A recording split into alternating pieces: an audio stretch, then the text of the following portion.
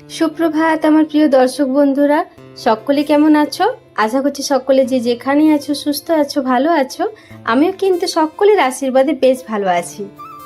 মিঠুর লাইফস্টাইলে আরও একটি নতুন ব্লগের সাথে সকলকে স্বাগত জানাচ্ছি।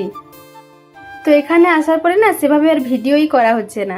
সকালবেলা একটু তোমার দাদাভাই সকালবেলায় বাড়িতে থাকে, কাজবাজ নিয়ে ব্যস্ত থাকি, ভাবি যে তারপর ভিডিও শুরু করব, তারপর আর করাই হয় না, কাজের মধ্যে ব্যস্ত হয়ে যায়। তো যাই হোক, আজকে তোমাদের একটু ছোট্ট করে ভিডিও শেয়ার করব। তো আজকে সকালে খাবার দাবার বলতে আজকে চকুরি পিঠা বানাচ্ছি আর মটর কলাই আলুর তরকারি।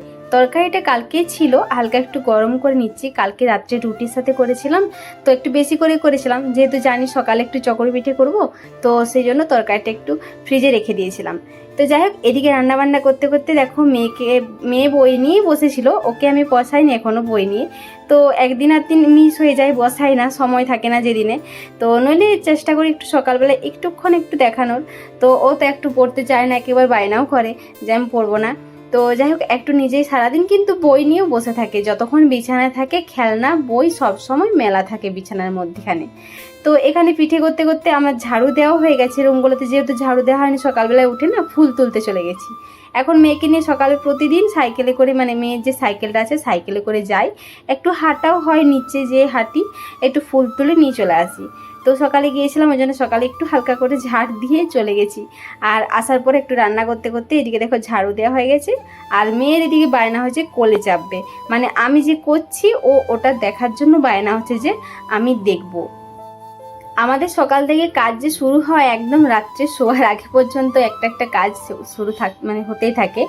তো যাই হোক, এদিকে খাবার দাবার হয়ে গেছে আর খাওয়া দাওয়া হয়ে গেছে, আর এদের দুপুরে যে সবজি কেটে নিয়েছি, সব কিছু কেটে রেডি করে এখন ভাতটা বসিয়ে তারপর আমি এখন জামার কাপড় যেগুলো কেচেছিলাম ওইগুলো একটু ছাদে মিলতে এসেছি। তো মেয়ে তো প্রতিদিন জামা কাপড় আনতে যাব তখনও যাবে, জামা কাপড় মিলতে যাবো তখনই যাবে, মানে ও না বুঝতে পারলে বুঝে যায়, মা না বাড়িতে থাকলে বুঝে যায় মা ছাদে গেছে। তো মাম্মা করে কাঁদতেও থাকে, ডাকতেও থাকে। একেবার এমনও হয়েছে ও জেম্মা নিয়ে যেয়ে ভুলিয়ে রাখে, আবার কিছুক্ষণ পর আমি যাওয়ার পরে ওকে কোলে নিয়ে ভুলাই, এরকমও হয়। তো যাই হোক, এখানে আজকে অনেকগুলো জামা কাপড় প্রতিদিনই আমাদের হয়, তো জামা কাপড় যতগুলো মেলা ছিল মেলে দিয়েছি। এখন আমি নিচে চলে এসেছি, ভাতটা আমার দেখছি হয়ে গেছে। এখানে যতদিন এসেছি বেশিরভাগ কিন্তু আমি হাঁড়িতে রান্না করি, আর এই হাঁড়িটা না একটু ছোট্ট হয়ে গেছে, মানে আমি এখন গরমের জন্য দুপুরে কিছু ভাত করে নিই, রাত্রে ঠান্ডা ঠান্ডা ভাত খাওয়ার জন্য বেশ ভালো লাগে। তোমার দাদাভাই তো শুধু বলবে রুটি করো না, আমাকে রাত্রে ভিজা ভাত দিয়ে দেবে, আমি ভিজা ভাত খেয়ে নেবো, মানে এতটাই গরম লাগছে। একদিন বৃষ্টি হলে তারপরের দিন আর বেশি গরম লাগে। তো যাই হোক, মেয়েকে যে খাইয়েছিলাম এরপর খাবো ফলের রস, ওকে মৌসাম্বিটা একটু ছাড়িয়ে দিচ্ছি। মৌসাম্বির খেতে বললে বিশ্বাস করবে না, মৌসাম্বির খেতে মেয়ে এত ভালোবাসে না, ও রসটা এখন খুব ভালোবাসে। বেদানাটা তো একদমই খেতে চায় না, তো তোমার দাদাভাইকে ওই জন্য মানা করে দিয়েছি। এখন কিছুদিন বেদানাটা বন্ধ থাক, তারপর যখন আবার কিছুদিন পরে শুরু করব, আশা করছি ও খেতে চাইবে। তো মেয়েকে লেবুর রসটা এখন দিচ্ছি, আপেলটা কিছুক্ষণ আগেই খাইয়েছি, তো লেবুর রসটা এখন দিয়ে দেবো। মেয়ে না কিন্তু এখন নিজে হাতে যেন খেতে শিখে গেছে, মানে ওকে জল দিই, জলের গ্লাসে জল খাই, আর লেবুটা যেহেতু ওর পছন্দের জিনিস ওই জন্য না লেবুর রসটাও নিজে হাতেই খেয়ে নেয়, যতটা পারে খায়, তারপরে হয়তো কোলে নিয়ে খাইয়ে দিই। তো মেয়েকে এখন দিয়ে দিয়েছি লেবুর রসটা খেতে, মেয়ে কিন্তু একা হাতে খেয়ে নিল দেখো। তো এদিকে আমি দেখো স্নান করে নিয়েছি, স্নান করে পুজোও দিয়ে দিয়েছি। আর এখানে পুজো করতে একটু অসুবিধা হয়, চেয়ারে দাঁড়িয়ে আমাকে পুজো করতে হয় জানো, অনেকটা উঁচুতে যেহেতু আছে, তো সেই জন্য একটু দাঁড়িয়ে দাঁড়িয়ে পুজো করতে হয়। আজকে স্নান করে তারপর রান্না করতে বসেছি।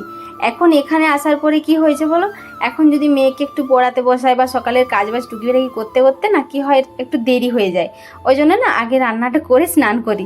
তো একদিন যেদিনে সময় হয় রান্না বান্নাগুলো পরে করি, আগে স্নানটা করে নিই, সেদিন একটু ফাঁকা টাইমও পাই, মানে টাইমটা একটু বেশি পাই। রান্নাবান্না করার পরে 12টার মধ্যে সব কিছু মোটামুটি কমপ্লিট হয়ে যায়, 1 ঘন্টা একটু মানে নিজেও একটু বসতে পাই।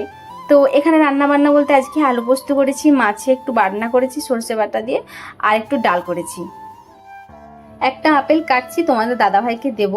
এই কয়েকদিন হলে এত শরীরটা খারাপ ছিল, জ্বর থেকে উঠেছে বলতে পারো, তোমাদের দাদাভাইয়ের প্রায় মাঝে মধ্যে জ্বরটা আসছে। তো ওই জন্য একটু আপেল আর বাদামটা কেটে, মানে বাদামটা দিচ্ছি, আপেলটা কেটে দিচ্ছি। আর বাদামটা ভিজিয়ে রাখতে ভুলে গেছি, তো ওই জন্য শুকনো বাদামই দিয়ে দিচ্ছি, ভিজিয়ে রাখলে বলে ভালো। তো যাই হোক, এখানে বাদাম দিয়েছি। আর মেয়ে তো যেহেতু আপেল খেয়েছে, ও আপেলটা না অতটা কামড়িয়ে খেতে পারে না, ওই জন্য মেয়েকে গ্রাইন্ডিং করেই দিই। তো মেয়েকে দিয়ে দিয়েছি, মেয়ে হয়তো আপেলটা খাবে না। বাদামে কিন্তু খুব ভালোবাসে, মানে খেতে পারে না, কিন্তু ওই মুখে চিবায় আবার ফেলে দেয়। হয় এখন অতটা মানে খেতে পারে না, চিবিয়ে চিবিয়ে যে বাচ্চারা খায় খাবারগুলো, ও এখনও কিন্তু খায় না, এখনও চিবিয়ে।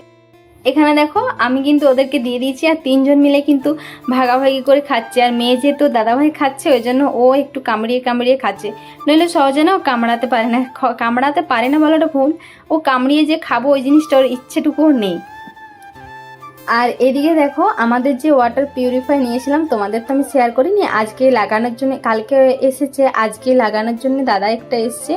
তো এখানে কোনখানে কি লাগাবে সেটাই আর কি ঠিক করছিল। আর একটা জিনিস কি নেওয়ার কারণটা, একটা মেয়ের কিন্তু এখানে আসার পরে প্রচুর প্রবলেম হচ্ছিল জলটার কারণেই।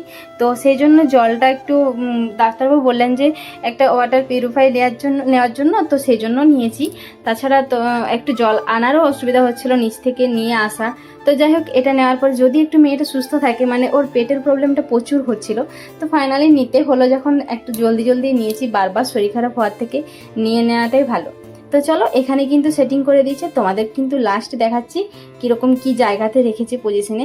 তো আমি দেখছিলাম যে আমাদের রান্নাঘরের এদিকটাতে যেহেতু বাসন রাখা যে ঝাঁকাটা আছে, তো এই সাইডে রাখলে কিন্তু সুবিধা হয়, তো এই জন্য এখানটাতে রেখেছে, আর একটু নিচু করে রেখেছে যাতে জলটা নিতে সুবিধাও হয়। তো মোটামুটি সব ঠিকঠাকই হয়ে গেছে। আর এইখানটাতেই রাখা হয়েছে, এখানটায় রাখলে কিন্তু সব কিছুই সুবিধা ছিল। তো যাই হোক, এখানে রাখা হয়েছে। তো চলো, আজকের ব্লগটা এখানে শেষ করছি, তোমাদের এইটুকুই শেয়ার করলাম। কেমন লাগলো ভিডিওটা অবশ্যই কমেন্ট করে জানিও। আজকের মতো চলো, বাই বাই, দেখা হচ্ছে একটা নতুন ভিডিও।